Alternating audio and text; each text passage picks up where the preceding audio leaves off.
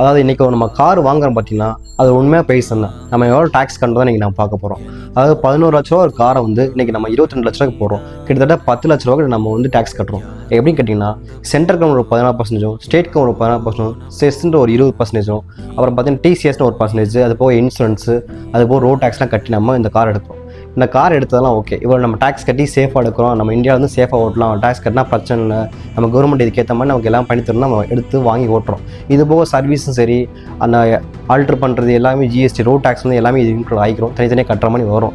இப்போ பார்த்தீங்கன்னா ரீசெண்டாக நடந்த பெங்களூரில் பார்த்தீங்கன்னா வேர்ல்டுலே சேஃபஸ்ட் கார், அதில் வந்து ஒரு ஃபேமிலிஸ் வந்து 6 பேர் போயிட்டுருக்காங்க.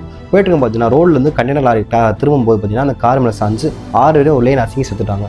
இதில் ஒரு ஆக்சிடென்ட் தானே, ஒரு லாரி திரும்பும்போது கார் போன தப்பு தானே, அந்த கார் மேலே விழுந்துடுச்சு, அதை யதார்த்தமாக நடந்தாலும் கேட்கக்கூடாது.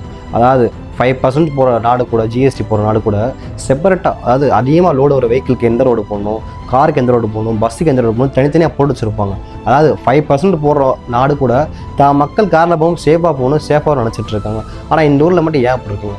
அது இவ்வளோ காசு கட்டியுமே ஒரு சேஃபாக போகும்போது என்ன இது? அது வேர்ல்டுலேயே பார்த்தீங்கன்னா எல்லா ஊர்லேயுமே ஆக்சிடென்ட்ஸ் மேக்ஸிமம் குறைஞ்சிருச்சு. ஆனால் இந்தியாவில் பார்த்தீங்கன்னா வருஷம் இருக்க இன்க்ரீஸ் ஆகி தான் போயிட்டுருக்கு. வருஷத்தில் மட்டும் 7 லட்சத்து பேர் இந்தியாவில் இறந்துக்கிட்டு இருக்காங்க. அந்த மத்திய பிரதேசம், உத்தரப்பிரதேசம் போது தமிழ்நாடு தான் 3ஆவது பேசுகிறது இருக்குது. இது டேக்ஸ் போட்டும் பிரச்சனை இல்லை, மக்களை காப்பாற்றணும், அதுக்கு என்ன பண்ணுறதா யோசித்து வழி டேக்ஸ் போட்டு ரத்தத்தை மட்டும் உறிஞ்சா ஒரு பிரச்சனை வராது.